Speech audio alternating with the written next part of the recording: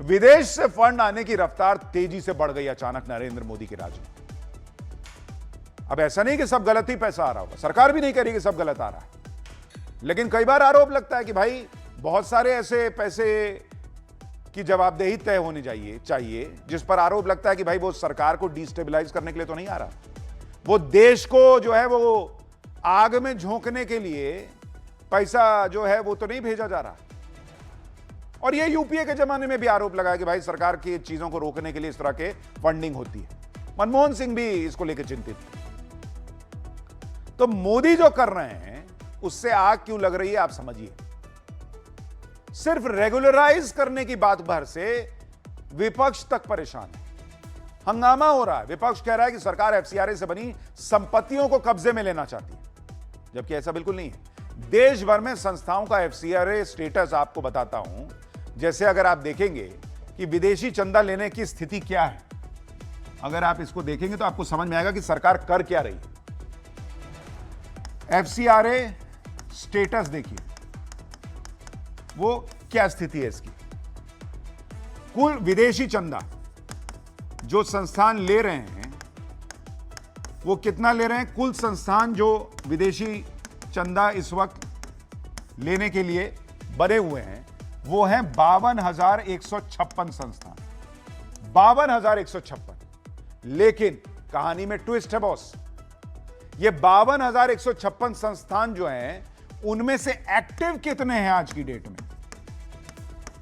आज की डेट में 14,434 जो हैं वो एक्टिव हैं, और जो एक्सपायर्ड हैं यानी जिन्होंने चंदा लिया लेकिन आज की डेट में एक्सपायर हो चुके हैं वो संस्थान है 15,226, और जिनके एफसीआरए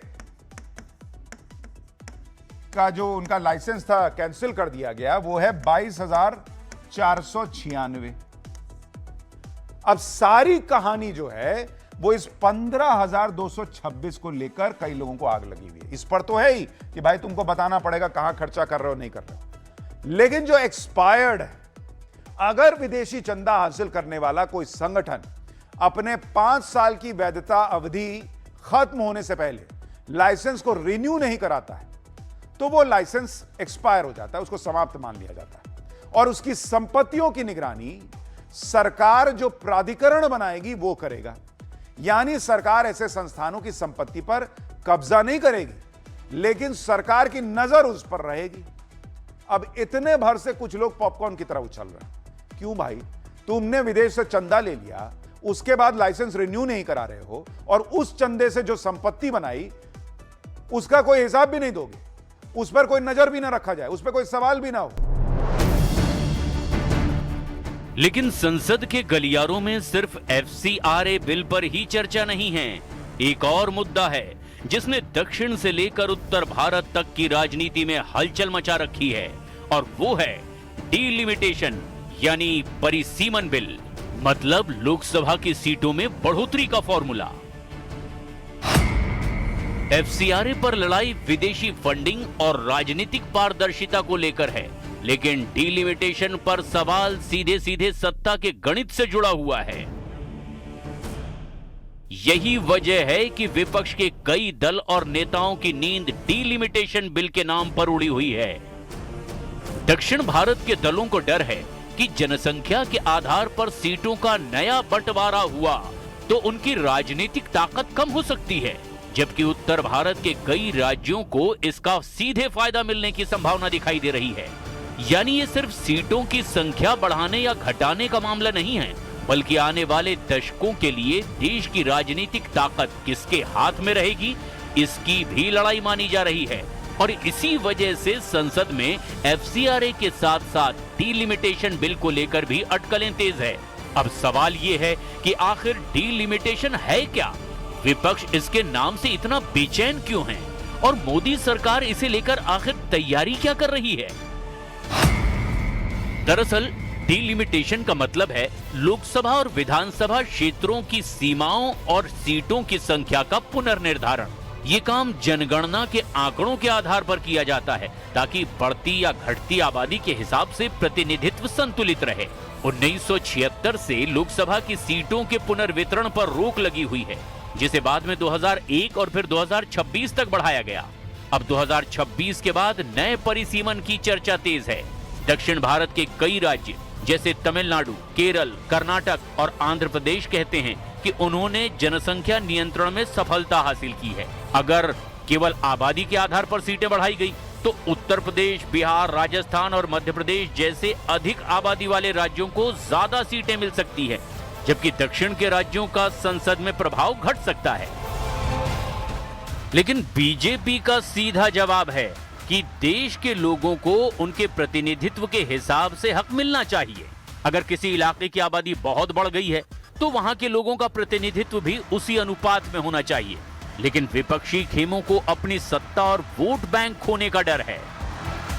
इंडी वाले एफसीआरए का विरोध कर रहे हैं, उधर डीलिमिटेशन के नाम से ही ये काम जाते हैं। सरकार के सामने पहले चैलेंज था कि संसद में नंबर गेम कैसे बढ़ाया जाए। हालांकि इस सत्र के ठीक पहले हालात बदल गए। टीएमसी में टूट हुई, डीएमके भी इंडी गठबंधन से अलग हो गया। अब आप अगर देखेंगे, टीएमसी से 20 सांसदों ने अलग होकर एनसीपीआई से विलय कर लिया। टीएमसी के ये सांसद डीलिमिटेशन पर सरकार को सपोर्ट देंगे। सूत्रों के मुताबिक डीएमके ने डीलिमिटेशन बिल पर सरकार को समर्थन की बात कही है। लोकसभा और राज्यसभा मिलाकर डीएमके के पास करीब 30 सांसद हैं, यानी सरकार अपना नंबर गेम मजबूत कर रही है। डीएमके के समर्थन देने की अटकलें लगाई जा रही हैं, लेकिन उसकी भी कुछ शर्तें हैं।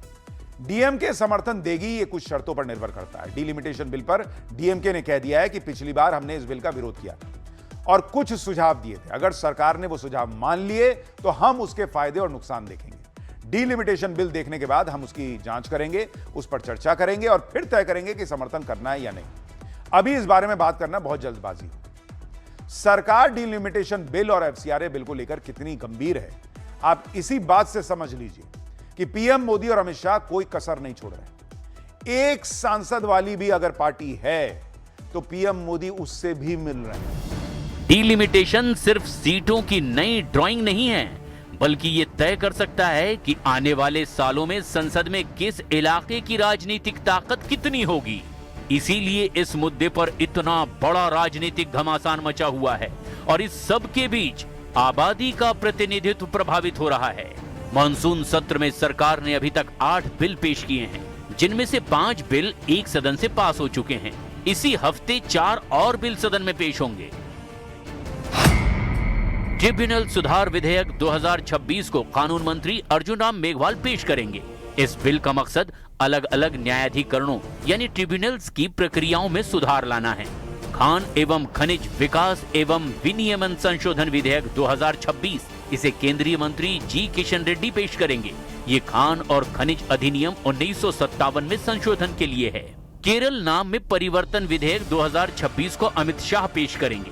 बहुराज्य सहकारी समिति संशोधन विधेयक भी अमित शाह पेश करेंगे। ये बिल सहकारिता क्षेत्र के विकास से जुड़ा हुआ है। अब निगाहें 11, 12 और 13 अगस्त पर टिकी हैं, क्योंकि सवाल सिर्फ कुछ बिलों का नहीं है। सवाल ये है कि क्या मोदी सरकार संसद में ऐसा राजनीतिक मास्टर स्ट्रोक खेलने जा रही है जो विपक्ष के पूरे गणित को ही बदल कर रख देगा।